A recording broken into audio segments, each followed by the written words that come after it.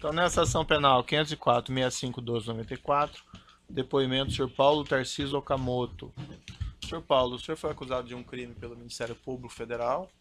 Nessa condição de acusado, o senhor tem o direito de permanecer em silêncio. Se o senhor fizer uso desse direito, isso não lhe traz nenhum prejuízo. Mas é a oportunidade também que o senhor tem de falar no processo. Tudo o que o senhor falar vai ser considerado para o julgamento. O senhor prefere falar ou o senhor prefere ficar em silêncio? Eu prefiro falar, doutor Moura. Senhor Paulo, umas perguntas mais gerais antes de eu indagar especificamente aqui sobre os objetos da acusação. O senhor prefere que eu fale os fatos todos de uma vez Eu vou só? perguntando e o senhor vai respondendo, acho que é melhor, Tá ok. certo? Como o senhor Senhor preferir. Paulo, o senhor foi presidente ou é presidente do Instituto Lula? Sou presidente do Instituto Lula atualmente. Antes chamava Instituto da Cidadania, é isso? Antes chamava Instituto da Cidadania e anteriormente ainda chamava Instituto de Pesquisa dos Trabalhadores. Desde quando que o senhor tem essa posição de presidente do Instituto? Do Instituto Lula, desde a sua fundação em mais ou menos agosto de 2011. Certo. E o senhor permanece sem nenhuma solução de continuidade desde então, nessa posição? Permaneço como presidente do Instituto até agora, até hoje. Só para eu ter uma ideia, tem muitos empregados, pessoas que trabalham ali no Instituto, como é que funciona? O Instituto tem cerca de 20 pessoas. 20 pessoas. Tem um pessoal de área de comunicação, 2 pessoas na área administrativa, o pessoal que cuida da copa, limpeza, recepção. E como que o senhor definiria o propósito específico do Instituto? Olha, o Instituto tem um propósito específico muito interessante, né, para o nosso caso. A primeira coisa que a gente se dedica, né, é cuidar do legado do governo do presidente Lula. Nós queremos não só guardar tudo que foi feito em termos de política pública, mas também aperfeiçoar as políticas que foram desenvolvidas no período do seu governo. Além disso, nós trabalhamos em 3 outras iniciativas, né? Trabalhamos uma chamada Iniciativa África, que tem como objetivo levar as boas políticas que a gente acha que a África pode aproveitar em termos de política pública, por exemplo, o programa de produção de alimento, a Fome Zero, né, coisas desse tipo. Também nós trabalhamos com outro projeto de iniciativa com a América Latina. O objetivo também é ajudar na integração da América Latina, aumentar o comércio, criar um grande mercado interno, criar um grande mercado para o Brasil e também para os países da América Latina. E trabalhamos também num projeto muito interessante, que é o projeto Memória, né? Que é o Memorial da Democracia. Esse projeto tem como objetivo contar a história das lutas do Brasil, né, do Brasil, a partir da ótica dos trabalhadores, das pessoas que lutaram. Então, contar as várias lutas que aconteceram nesse país, pelas diretas, pela anistia, pelo voto. Esse memorial não tem sede ainda, né? Esse memorial não tem sede ainda, né? Infelizmente, nós conseguimos um terreno, depois talvez pode falar sobre isso, mas o Ministério Público Estadual de São Paulo achou que o Estado não deveria contribuir para preservar a memória, né, do povo brasileiro, e ficou essa batalha até hoje. Certo. O senhor pode me descrever assim, genericamente, as fontes de recursos do Instituto? As fontes de recursos do Instituto Lula é basicamente doações, né, doações de empresas privadas.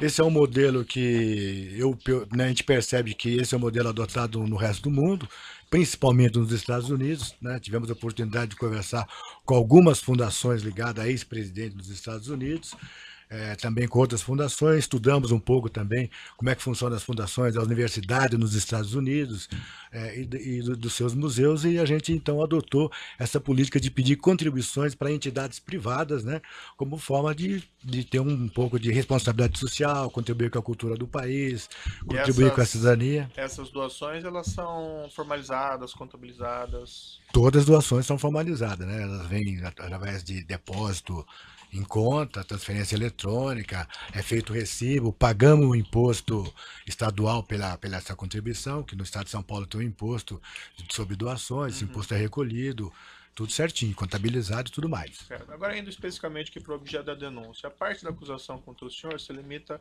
à questão aqui do transporte e do armazenamento dos bens que eram do arquivo pessoal, ou bens pessoais também do ex-presidente Luiz Inácio Lula da Silva, pela empresa Graneiro, e também armazenamento pela Graneiro. O O senhor pode me descrever circunstancialmente, mas também com alguma síntese, como isso aconteceu? Doutor Maurício, isso aconteceu da seguinte forma. No final de 2010, eu era presidente do SEBRAE. Uhum. Né? E como presidente do SEBRAE, estava lá, já estava terminando meu mandato, eu recebi uma ligação, acredito que seja do Gilberto Carvalho, que era chefe de gabinete do presidente da República, me pedindo o seguinte: Paulo, você está lá no Instituto Cidadania, naquela época já chamava Instituto Cidadania, que eu era diretor também do Instituto Cidadania. Nós estamos pensando em guardar, né, o acervo presidencial aí. Não é? O senhor Cláudio vai entrar em contato contigo para ver se dá para guardar o acervo presidencial lá no Instituto, lá no Ipiranga.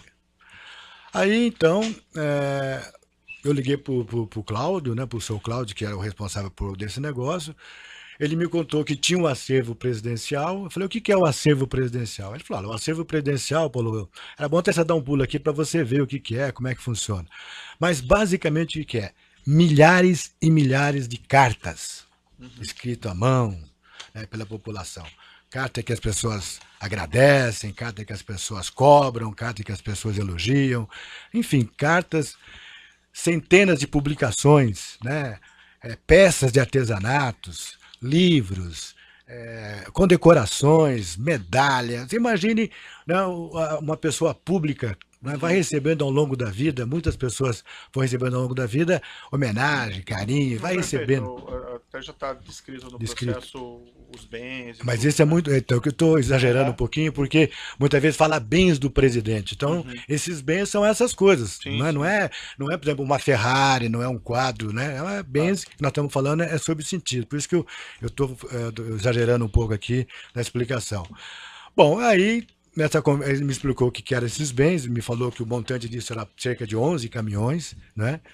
E que esses bens, então, já tinha sido embalado, e que o Estado já tinha feito uma licitação para transportar esses bens, e que esses bens, então, com o término do mandato do presidente da República, precisava ser retirado lá do Palácio do Planalto e levar para onde o presidente quisesse. Qualquer lugar que o presidente quisesse, podia levar esses bens. Certo. Eu falei: mas esses bens não cabem lá no Instituto de Cidadania. O Estado não tem alguma coisa aqui para guardar esses bens? Não dá para colocar, sei lá, no Museu Nacional? Não dá para colocar em algum lugar? O Estado não tem. Não, o Estado não disponibiliza espaço para guardar isso. Isso aqui é um problema do presidente da República. É um acervo presidencial de interesse público, mas é dele. Eu falei: mas onde que não tem uma lei sobre isso? Ele me falou que tinha uma lei, certo? Eu fui atrás da lei, a lei, sei lá, uma lei de 91 feita pelo presidente Fernando Collor. E essa lei, né, mostrava que realmente podia levar esses bens, todo esse material embora, e que a gente poderia contar, inclusive, com assistência técnica, né, tanto do Museu Nacional, do Arquivo Nacional, da Fundação Nabuco, enfim, de todos os órgãos de cultura que o país tinha, podia dar o suporte para poder arquivar, para poder ajudar nesse negócio. E até a iniciativa privada podia ajudar, né, nesse processo. Bom, eu tive um problema, não é? Qual que era o meu problema? Meu problema é que, final de ano, já acabando o meu mandato, acabando o mandato do presidente, como é que faz? Eu orcei lá em Brasília, como eu tinha construído a sede do SEBRAE, eu tinha guardado os móveis do SEBRAE num armazém lá, eu orcei para ficar lá em Brasília.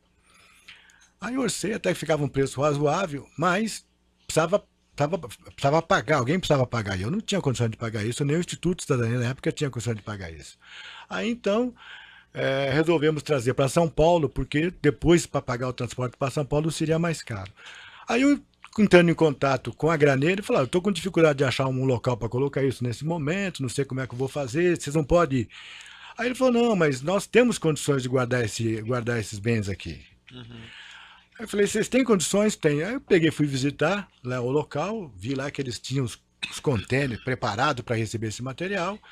Na ocasião também eu já tinha recebido a informação que tinha parte do acervo que precisava ser climatizado, né, porque senão ia estragar, que era fotografias, DVD, as mídias. E também recebi a informação que parte desse material tinha sido encaminhado para o Banco do Brasil. né? O problema, o que está encaminhado no Banco do Brasil? São as coisas que a gente considera que tem mais valor. Eu falei, mas o que vocês consideram que tem mais valor? Na verdade, não são coisas tão valiosas. Na maioria delas são placas, sabe, placas comemorativas de pessoas que dão, né? Pessoas, entidades, muitas plaquinhas, medalhas, essas coisas todas. Presentes até de viagem que o presidente faz para fora do país. Bom, aí eu falei para eles, olha, eu não consegui achar ainda um lugar para ficar isso. Vocês, né, quanto que ficaria para guardar isso aí? Eles me mandaram um orçamento. Eu deixei, então, um orçamento que gerava em torno de R$ 25.000, né, para guardar tudo. E eles exigiram que para fazer um contrato precisaria, tipo assim, o Instituto de Cidadania precisava ter um imposto fiscal que declarar, né, que constasse que ele tinha aporte para suportar essas despesas. Isso não tinha no momento, o Instituto de Cidadania estava praticamente desativado, portanto, no seu balanço não suportava essas responsabilidades financeiras. 25 mil por mês, senhor. Por mês, 25 Tá. mil por mês no total, né? Tá. Eu falei, faz o seguinte, então, vamos transportar provisoriamente para aí, deixa guardado aí, que depois eu vou tentar ver como é que faz. Aí ele me explicou, deu uma longa explicação, que não é o caso de trazer aqui, explicando como é que guarda acervo, né, a questão de proteger a umidade, traça, um monte de coisa. E me explicou também que era mais complicado aquele acervo que precisava ficar no espaço climatizado, né? Sei. Aí eu falei para ele, olha, eu não vou ter condições de arrumar recursos para pagar isso. Então eu vou ter que arrumar alguma coisa, né, alguma coisa gratuita para fazer isso. Uma pessoa que faça isso de forma gratuita. Aí o que eu fiz?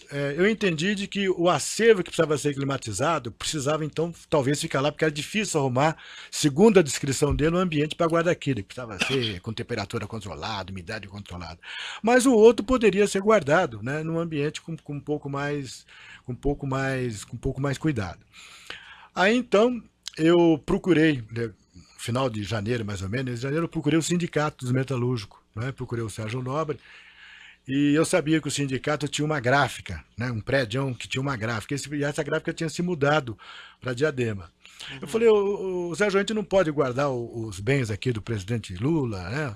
Esse material, esse acervo todo que ele tem, expliquei o que era, carta, que era muita carta, muito não sei o que lá, que o grosso era carta, e-mail, essa coisa toda. Eu falei, pode ter um problema, né? Por que tem um problema? Porque o sindicato vai entrar em reforma, e nós vamos usar o prédio para guardar os móveis do sindicato que vai estar em reforma, né? Falei, mas não tem jeito. Quanto tempo vai demorar? Não, vai ser uma reforma muito grande, vai demorar uns 2 anos, até 2013. A proposta é fazer. É uma reforma bastante grande. Bom, aí eu peguei, né, comecei a procurar de novo um local, mas não tinha muitas opções, né? Onde colocar 14, 13 caminhões, 13 contêineres, onde colocar isso? Aí o doutor Léo, né, foi visitar o Lula lá para o começo de fevereiro, mais ou menos.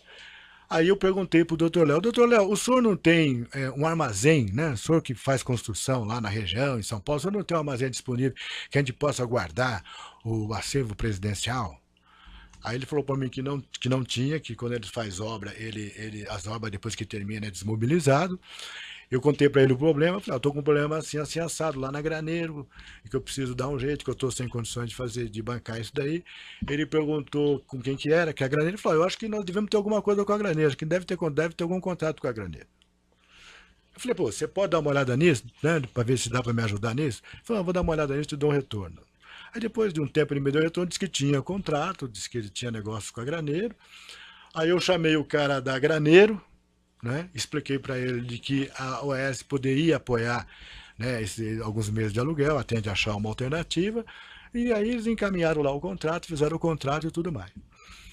E encaminharam para a OAS. Eles mesmo, como eu já tinha relação com a OAS, eles procuraram lá a OAS, eles fizeram lá os contratos e acertaram. Bom, acontece que eu tinha pedido de uma forma provisória, porque a ideia não era ficar guardado, né? A ideia é você trabalhar esse acervo. Aí então o que eu fiz? Eu comecei, continuando procurando isso, eu tive a oportunidade de encontrar com uma pessoa da Universidade Uniban, né, que foi lá visitar também o presidente Lula, e eu tinha muito me espelhado nessa possibilidade de uma universidade abrigar, né, os acervos presidenciais. O senhor sabe muito bem que lá nos Estados Unidos a universidade brigam para abrigar os acervos dos ex-presidentes. Isso para a universidade é uma honra. Então, muita universidade faz depois nos seus nos seus campos. Mas assim, como isso não é bem objeto aqui da acusação, da questão da Uniban, talvez o senhor possa falar mais sinteticamente. Não, então eu vou ser mais sintético. Mas se vocês permitirem contar, porque faz parte do processo, inclusive tem testemunha que relatou esses fatos. Não, sim, mas é mais a questão da Graneiro, né? Então, sim. Depois não deu certo. Mas de qualquer maneira, a provisoriedade do estoque na Graneiro, ela é importante para se entender a falta de dolo e a falta de qualquer vantagem disso. Você mais sinteticamente. Então eu pedi para a Universidade Uniban, o reitor falou, olha, legal, boa ideia, vamos colocar e tal. Eu fui visitar a universidade, era um lugar muito bacana, do lado da Via Anchieta. Entretanto, precisava fazer algumas reformas, né? Mas eu achei o lugar legal. Mas depois começou a ter rumores que a universidade ia ser vendida. Infelizmente, em setembro a universidade foi vendida e, portanto, não foi possível aproveitar esse local. Bom, aí nós ficamos, né, na estaca zero. Eu queria um pouco de paciência, doutor Moura, porque eu sou acusado também de, parece que no dia 1º eu já tinha acertado com a ES, que ia guardar na Graneiro. Parece que me dá a impressão. Tem para falar o que o senhor quiser, então, por isso que eu estou querendo explicar um pouco do contexto aí, tentando ser o mais sério possível. Mas aí, então, eu tive nessa universidade, depois eu tive procurando outro local também, que era muito bom, que era uma sede do Correio, né? Que poderia obrigar também esse acervo, mas também não deu certo porque era muito caro. Aí depois nós tivemos uma ideia de procurar o prefeito de São Paulo. Nós achamos o seguinte, falou, puxa, acho que esse museu, esse espaço, era legal tentar conseguir um espaço público que tivesse acesso a muita gente e tal. E como havia vontade do governo de São Paulo de pegar aquela região da Cracolândia e transformar num espaço cultural, eu peguei e fui, né, conversar com o prefeito Kassab, que falou, tudo bem, eu acho que é legal mesmo, vamos fazer e tudo mais, mandou uma lei para a Câmara, a lei foi aprovada na Câmara, mas depois o Ministério Público do Estado de São Paulo, né, começou a entrar contra essa decisão da Câmara, dizendo que não poderia apoiar uma iniciativa privada, enfim. Então, isso também acabou atrasando essa provisoriedade, resolver essa provisoriedade. Chegando, então, já no final de 2012, mais ou menos, que a gente viu que o negócio não andava de jeito nenhum, porque toda hora o Ministério Público colocava um senão, eu também voltei a procurar o espaço, chegamos aí numa casa ali perto do Instituto, que era boa também, mas era tombada, dava um trabalho muito grande. Depois, de novo, procurei uma escola muito boa também, né, que era uma universidade muito boa, mas era muito grande, também o valor era muito alto do aluguel. Bom, o fato é que não se resolveu esse problema e esse material acabou depois, né, voltando para o sindicato, no lugar que inicialmente eu queria colocar. E como é que ele volta para o sindicato? A Graneiro, ela manda uma carta dizendo que não tinha mais interesse em abrigar esse material. Mas ela manda uma carta para o Instituto ou para a UES? Ela manda uma carta para o Instituto, pedindo, não tem mais interesse em ficar com esse material aqui, se vocês podem retirar e tal. Vamos colocar bem, correr o material do sindicato. Isso foi aproximadamente quando o senhor... Foi em 2015. 2015. Quase final de 2015, mais ou menos. E quem pagou os custos, então, desse armazenamento até a saída dele da Graneiro foi realmente a OS? Foi realmente a OS. É uma coisa que era para ser provisória, infelizmente, por uma série de questões, acabou demorando tanto tempo para se resolver. Eu vou lhe indagar isso porque faz parte aqui da acusação. Isso fez parte, esse pagamento fez parte de alguma espécie de acerto, em corrupção, em propina... Não, isso não fez parte de nenhum acerto. Eu acredito que isso foi uma contribuição de uma empresa que apoia um projeto cultural, um projeto de preservar a história, como muitas empresas fazem isso hoje em dia. Esse pagamento que foi feito pela OS a Graneiro em favor, vamos dizer assim, não sei se pode dizer, do Instituto Lula, isso foi objeto de algum registro dentro do Instituto Lula, de contabilizar alguma coisa assim? Não, porque na verdade podia ter contabilizado como apoio indireto, mas como quem pagava era o AS e quem recebia era Graneiro, né, nós fomos apenas beneficiários como esse material que está lá no Banco do Brasil. Né? Como é que fica contabilmente? Esse material está lá apoiado pelo Banco do Brasil, guardado lá, Também aí não tem pagamento. Não tem de nenhum contrato, custo. não tem recurso. Então, apoio do Banco do Brasil, que apoia tantos projetos culturais, a preservação da memória de uma parte da história do Brasil. Perfeito, as alegações de juízo são essas. O Ministério Público tem pergunta? Sim, excelência. Boa tarde, senhor Paulo. Senhor Paulo, gostaria de entender um pouquinho melhor, se o senhor puder explicar, como foi essa questão do senhor ter sido acionado para participar do armazenamento desses bens. Como que surgiu o primeiro contato? Não, o primeiro contato, como eu falei, eu acho que foi o Dr. Gilberto Carvalho, né? Como eu era diretor do Instituto Cidadania, né? Então, uma das pessoas que ele conhecia na diretoria, já tinha sido presidente do Instituto, e como era um espaço que ele sabia que a gente tinha, né, que o Lula já tinha trabalhado nesse espaço, então ele achou que podia usar aquele espaço para guardar o acervo presidencial. O senhor recorda se esse contato foi no ano de 2010? Esse contato foi no final de 2010. Certo. Aí, o senhor procurou, houve uma sequência de locais em que o senhor procurou, né, para armazenar. O senhor citou o sindicato, o senhor poderia só... Eu citei o sindicato, depois a universidade, né, depois um espaço que tinha sido uma antiga sede do Correio, depois um prédio. Desculpa lhe interromper, isso tudo em 2010 ou posteriormente? Não, depois, não, 2010, final de 2010, dezembro de 2010, eu tomo ciência que tem essa demanda para resolver. Quando é que eu começo a trabalhar para tentar resolver? 2011, né? 2011 eu trabalho em várias coisas, depois vou até o prefeito Kassab. Certo? Vamos, por enquanto, então, situar no tempo essas condutas em 2010. O senhor foi procurado pelo senhor Gilberto. Isto. E aí, após isso, o senhor, antes de conversar com o senhor Léo Pinheiro, o senhor conversou com mais alguém? Não, antes de conversar com o Léo Pinheiro, eu conversei com o Sérgio Nobre do Sindicato dos Metalúrgicos de São Bernardo do Campo. Certo. Aí não houve a possibilidade? Não houve a possibilidade porque esse espaço que eu estava pensando que podia guardar, que eu acredito que eu conheço lá, né? Ele ia ser usado para abrigar os móveis da reforma que o sindicato ia fazer. Certo. E aí em seguida, surgiu nesse contexto o senhor Léo Pinheiro. Aí então o que aconteceu? O senhor Léo Pinheiro, o doutor Léo Pinheiro foi visitar o Lula, né? E na saída lá eu falei, eu conheço ele, né? Eu falei, o doutor Léo, o senhor não tem, né, não tem um armazém, um depósito dessas coisas? Porque normalmente uma consultora pode ter um depósito, um armazém, que a gente pudesse obrigar esse acervo presidencial. Aí que ele me explicou que não. Certo. Então, para contribuir com a sua pergunta, se me permite. Pergunta. Parece que, para me permitir contribuir com a sua pergunta, parece que ele não entendeu Não, adequadamente, só porque eu conheço a história. O excelência está perguntando de 2010, do fim do mandato. do acervo presidencial. Mas me parece que você quer saber para onde foi o acervo naquele momento. Não, na verdade a linha é nessa mesmo. Eu acho que ele está indo bem. Acho que se o senhor depois entender que ficou algo que não tenha sido esclarecido, o senhor na oportunidade pode perguntar. Acho que a gente pode seguir. Porque aqui eu gostaria de entender, então o senhor mencionou que houve essa reunião, que foi perguntado ao senhor Léo Pinheiro se ele poderia armazenar, ele disse que não teria sede própria, e aí que surgiu a Granheiro, correto? Sim, então, como eu expliquei anteriormente, acabou ele foi lá no Instituto Lula, ele não foi chamado especificamente, ele foi lá visitar o presidente e tal.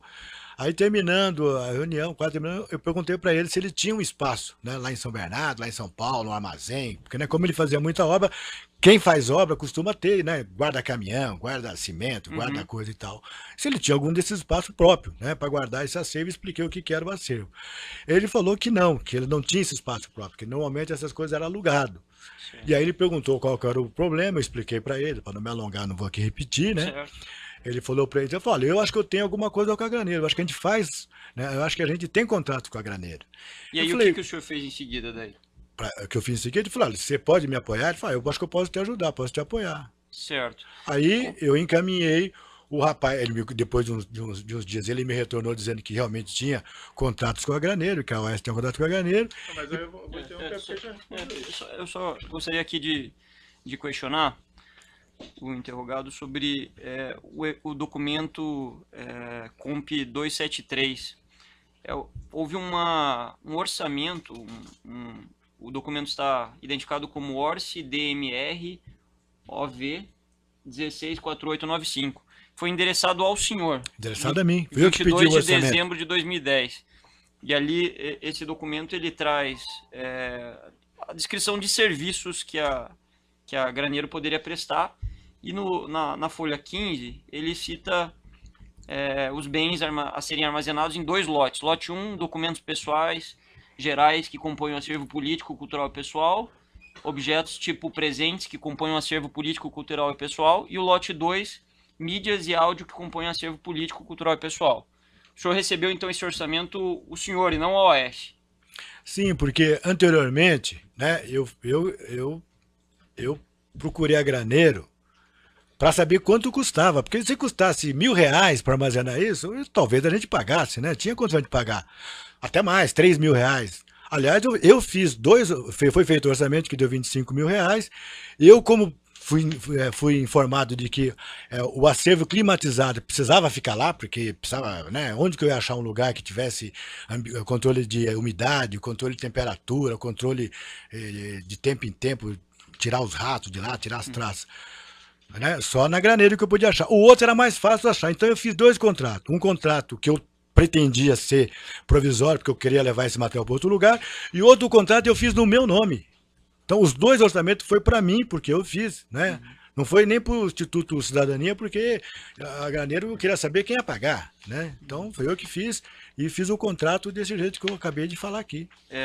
Então, não foi o senhor Léo Pinheiro que recebeu esse orçamento no âmbito de um contrato da OAS, primeiramente? Não, eu pedi o orçamento, né, para mim, certo? Para saber quanto custaria isso. Certo. Aí depois que eu fiquei sabendo que era muito caro, não tinha como pagar, e procurei o apoio. Como que era essa questão dos preços? O que foi definido para esses 2 lotes?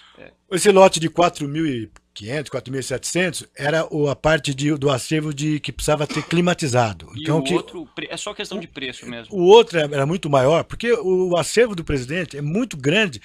Mas acho que o pessoal já viu, é muita carta da população que a gente acha, pô, isso não tem valor. Mas o senhor tinha dimensão de preço desse lote? Não, 21 mil, esse é o valor que ficou, 20 mil e uns quebrados, acho. Certo. E aí quando o senhor viu que esse valor era um valor elevado para o Instituto à época, ou o Instituto Cidadania à época, o que o senhor fez? O senhor procurou novamente o senhor Léo Pinheiro? Não, quando eu percebi que o Instituto, que era caro, né, primeiramente eu procurei o sindicato. Certo? Claro, no sindicato dá para guardar isso aí, então procurei o sindicato. Aí o sindicato me apresentou aquele problema que eu já falei anteriormente. Mas isso o senhor não disse que seria antes de procurar o senhor Léo Pinheiro que aconteceu essa coisa? Antes de procurar o senhor Léo Pinheiro. Na verdade, o senhor já tinha recebido o orçamento, já tinha conversado com o senhor Léo Pinheiro, né? Eu recebi o orçamento em dezembro. Eu vou esclarecer. É justamente isso que a gente está tentando entender. Doutor, eu só estou querendo entender. Ele pode nos... Perfeito, doutor. Então vou reformular a pergunta. Vamos situar cronologicamente no tempo. Doutor, doutor, deixa eu... Claro, serei. Então vamos fazer o seguinte. Para responder adequadamente. Doutor, deixa o Ministério Público perguntar e ele responde. Pronto. Doutor, a nossa intenção é de saber exatamente o que aconteceu, então vamos lá. Vamos reformular a pergunta. O senhor citou 3 eventos. Uma conversa com o senhor Léo Pinheiro, na qual uma reunião onde foi aventada a possibilidade da OAS armazenar, uma conversa com o sindicato, onde foi aventada a possibilidade do sindicato armazenar, e uma segunda oportunidade, que o senhor falou que fez um orçamento com a Graneiro, ficou um custo elevado, e aí aí que eu pergunto, o que aconteceu? O senhor poderia situar essas 3 oportunidades? Então vou recapitular. Dezembro de 2010, final do governo Lula, certo? O presidente tem que sair do governo, sair do palácio, tem que levar o seu acervo presidencial. Muito bem. Isso, dezembro. Certo? Em dezembro, final de dezembro, em meados do mês de dezembro, eu recebo essa notícia e faço alguns orçamentos. Em Brasília, certo? E depois em São Paulo com a Graneiro. Certo? Dezembro. Recebo esse orçamento já no finalzinho de dezembro, sei lá, dia 20 e tantos de dezembro. Tá certo? Bom, com o orçamento na mão, eu percebi que eu tenho um problema para guardar isso, certo? Porque eu não tenho recursos para pagar isso. Então, como é que eu resolvo isso, como é que eu resolvo isso, final de ano, certo? Todo mundo já de férias e tal, mas eu tinha gravado, eu acho que lá no sindicato dá para resolver isso, mas já era final de férias, certo? O acervo veio para São Paulo em 8 de janeiro, 8, 9 de janeiro, não foi de 2011, certo? Bom, aí eu procuro o sindicato logo no começo de finalzinho de janeiro, primeira quinzena de janeiro, procuro o sindicato e tem essa notícia que eu acabei de explicar, né? Que o sindicato não tinha condições de guardar isso lá, a gráfica, por conta de que ia fazer reforma. Bom, continuo com o problema. Onde guardar isso aí? E está correndo a tarifa do aluguel lá na Graneiro, tá certo? Como é que eu vou resolver esse problema? Aí o doutor Léo foi visitar, tipo fevereiro, mais ou menos, já era fevereiro, né? Janeiro, final de janeiro, início de fevereiro, não foi no comecinho do mês, já pode ver que é bem mais para frente. Aí o doutor Léo foi lá visitar, aí me surgiu a ideia de pedir para ele, né, se ele não tinha um espaço para obrigar esse acervo lá, até descobrir onde ia colocar esse negócio, tá certo? Aí ele explicou que não, explicou que tinha contrato com a Graneiro. Aí eu falei para ele, ó, o senhor pode apoiar esse negócio? Ele falou, deixa que eu vou dar uma olhada nisso, eu vejo. Aí ele falou para mim que tinha um contrato com a Graneiro. Eu cheguei para a Graneiro, falei, olha, lá a OS você já tem contrato, procura a OS lá, que eles vão apoiar culturalmente a manutenção desse acervo durante um tempo e tenta achar uma saída. Porque a ideia original não era ficar guardado, a ideia original era poder trabalhar esse acervo. Não interessa nada ficar um acervo guardado de 50 anos. Certo, eu vou interromper aqui pelo tamanho do obra. Perfeito. Pode interromper.